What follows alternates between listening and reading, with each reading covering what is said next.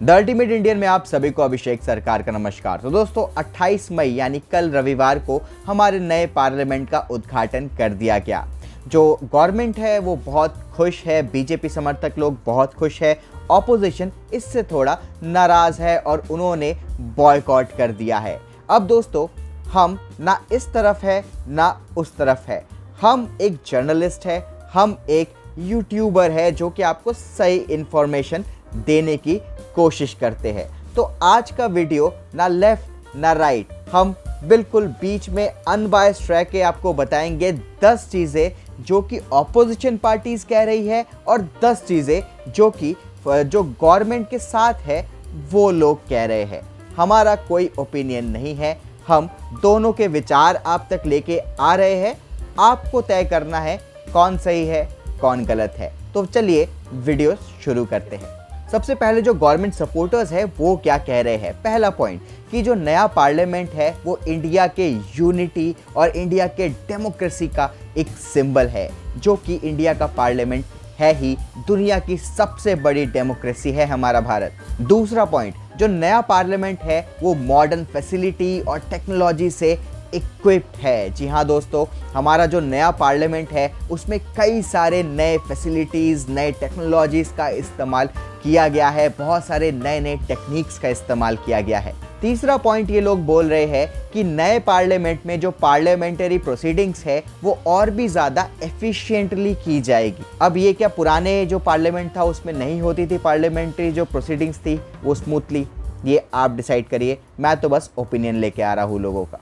चौथा पॉइंट ये है कि नए पार्लियामेंट बिल्डिंग के साथ इंडिया को एक वर्ल्ड क्लास नेशन बनाया जाएगा। जी हाँ दोस्तों, पर क्या पुराने बिल्डिंग के साथ इंडिया वर्ल्ड क्लास नेशन नहीं बन सकता था?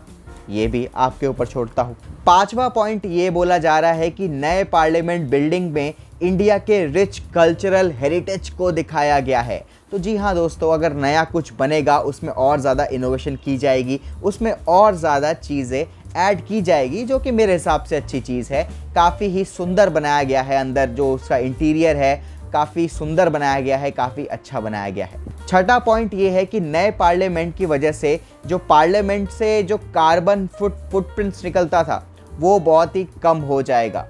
अब ये तो देखते हैं। सातवां पॉइंट लोग ये कह रहे हैं कि नए पार्लियामेंट की वजह से जो एमपीज़ वगैरह है उनको वर्किंग एनवायरनमेंट बहुत ही अच्छा मिलेगा। एनवायरनमेंट काफ़ी अच्छा क्रिएट किया गया है पार्लियामेंट के अंदर। अब तो ये वही लोग बता सकते हैं जो पुराने पार्लियामेंट में भी एमपी थे और नए पार्लियामेंट में भी एमपी है। हम तो एमपी हैं नहीं। आप एमपी हो तो लिख दो नीचे कमेंट बॉक्स में जल्दी से। आठवां पॉइंट है कि नए पार्लियामेंट में बेटर सिक्योरिटी अरेंजमेंट होगा।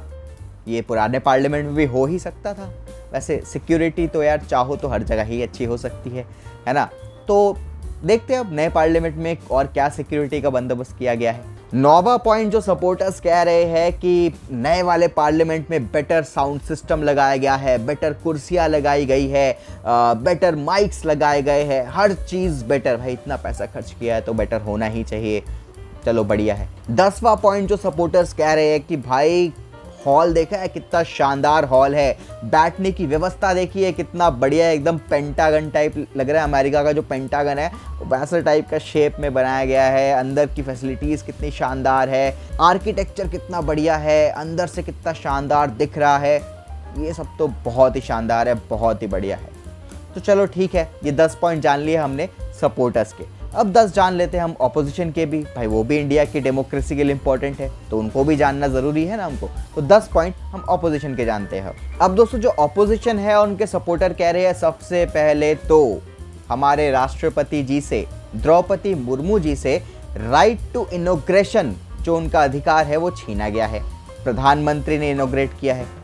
अब इस पे आपका क्या विचार है ये तो कमेंट बॉक्स पे आप लिखिए कि इनॉग्रेशन किसको करना चाहिए था। वैसे तो टेक्निकली देखा जाए तो प्रेसिडेंट को करना चाहिए इनॉग्रेशन, पर प्राइम मिनिस्टर ने किया। अब देखते हैं, इस पे बहुत सारे लोगों को अच्छी लगी ये चीज़, बहुत सारे लोगों को बुरी लगी। ऑपोजिशन को पसंद नहीं आया, उन्होंने बोल दिया। बहुत सारे ऑपोजिशन के लोगों ने भी बोला भाई नए पार्लियामेंट की ज़रूरत ही क्या थी, इतना पैसा नए पार्लियामेंट में खर्च किया, इससे बढ़िया नए हॉस्पिटल और स्कूल बना देते भाई। तो मेरे ख्याल से हॉस्पिटल और स्कूल्स के लिए बजट हमारे पास अलग से होता है, एजुकेशन और हेल्थ केयर का, तो थोड़े बहुत तो यार थोड़े इंफ्रास्ट्रक्चर में भी खर्च करना चाहिए मेरे हिसाब से। तीसरा पॉइंट जो ऑपोजिशन उठा रही है कि नया पार्लियामेंट बनाने से पहले सब लोगों से कंसल्ट नहीं किया गया भाई। ऑपोजिशन के लीडर्स लोगों से कंसल्ट नहीं किया गया, उनको बिठा के पूछा नहीं गया कि तुम भी बताओ, तुम्हें भी कैसा पार्लियामेंट चाहिए।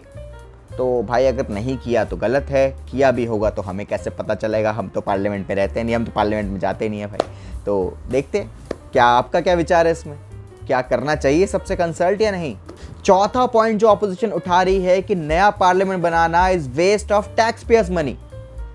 वही बात फिर से कि भाई टैक्स पेयर मनी का तुमने गलत इस्तेमाल किया है, टैक्स पेयर मनी से तुमने पार्लियामेंट बना दिया है, और कुछ भी हम लोग बना सकते थे। तो ये तो फैसला जनता ही करेगी भाई। पांचवा पॉइंट जो ऑपोजिशन उठा रही है कि नया पार्लियामेंट बनाना कि गवर्नमेंट का मिसप्लेस प्रायोरिटी है, यानी कि गवर्नमेंट एमएलए एमपीज की सुख सुविधा के लिए काम कर रही है, यही पैसा जनता के सुविधा में लगाती तो ज़्यादा बढ़िया काम होता। छठा पॉइंट जो अपोजिशन कह रही है कि नया पार्लियामेंट बनाने का मतलब है कि इंडिया के कॉलोनियल पास्ट को मिटा देना है। तो ये तो अच्छी चीज़ है ना, कॉलोनियल पास्ट हम रखे क्यों, इतना बुरा पास्ट है हमारा जो कॉलोनियल अंग्रेज़ों वाला पास्ट है, हटा दो भाई, हटा दो, हमें नहीं चाहिए गुलामी वाला पास्ट। अब दोस्तों सपोर्टर्स ने कहा था कि ये वाला पार्लियामेंट काफ़ी इको फ्रेंडली है, वही ऑपोजिशन कह रही है कि भाई ये तो एकदम ही इको फ्रेंडली नहीं है, ये एकदम ही बेकार है, बिल्कुल भी इको फ्रेंडली नहीं है। अब तो फैक्ट्स भाई ढूंढो, पता करो, अगर हमें मिलेगा तो हम बताएंगे भाई ये इको फ्रेंडली है कि इको फ्रेंडली नहीं है। आठवां पॉइंट ये है ऑपोजिशन का कि भाई इसमें जो डिसेबल लोग हैं उनके लिए फैसिलिटीज़ नहीं दी गई है। अब दोस्तों अगर नहीं दी गई है तो बिल्कुल गलत है, देना चाहिए। और ऑपोजिशन ये भी कह रहे हैं कि अगर हमें पूछते ये पार्लियामेंट बनाने से पहले तो हम ये एक एक पॉइंट आपको बताते, पर हमसे तो किसी ने पूछा ही नहीं, ऑपोजिशन पार्टी से किसी ने पूछा ही नहीं कि तुमको क्या चाहिए यहाँ पे। 9वां पॉइंट जो ऑपोजिशन भी कह रही है कि बाहर एक प्रोटेस्ट चल रहा है, महिला जो रेसलर्स है वो प्रोटेस्ट कर रही है, और जिनके खिलाफ प्रोटेस्ट चल रहा है वो एमपी ही अंदर बैठे हैं, पार्लियामेंट में के अंदर बैठे हैं। तो ये कहाँ का न्याय है, कहाँ का बेटी बचाओ बेटी पढ़ाओ आंदोलन कर रहे हैं मोदी जी। तो ये ऑपोजिशन कह रही है, मेरे शब्द नहीं है। तो ये कहाँ का है, ये बाहर जो महिलाएं प्रोटेस्ट कर रही है, पहले उनकी बात सुनो जी, ज़रूर सुनना चाहिए, मेरे हिसाब से तो ज़रूर सुनना चाहिए भाई। बाहर जो प्रोटेस्ट कर रहे हैं उनकी भी सुनो यार, और अगर जो एमपीज़ के ऊपर आरोप है उनको कुछ दिन के लिए बोलो कि सर अब थोड़ा दिन के लिए आराम कीजिए, थोड़ा, जब तक केस ख़त्म नहीं हो जाता। खैर कोई केस हो ही नहीं रहा मेरे ख्याल से। इसके अलावा कुछ लोग ये भी सवाल उठा रहे हैं, भाई ये तो भारत का संसद नहीं लग रहा, ये तो धर्म संसद टाइप का लग रहा है, सारे धर्मों के गुरुओं को बुला लिया यहाँ पे, और सबसे कोई पूजा पाठ कर रहा है, कोई अजान गा रहा है, कोई क्रिश्चियन लोग अपना कर रहे हैं, सब लोग, ये तो धर्म संसद बना दिया आपने, भारत का तो संसद लग ही नहीं रहा। ये पहले के टाइम में देखो कितने इंटेलेक्चुअल्स लोग बैठा करते थे पार्लियामेंट में, BR अम्बेडकर, सरदार पटेल, जवाहरलाल नेहरू, सारे एकदम विद्वान इंटेलिजेंट लोग बैठते थे। अब तुमने धर्म गुरुओं को बिठा दिया यहाँ पे सबको लाइन से एकदम।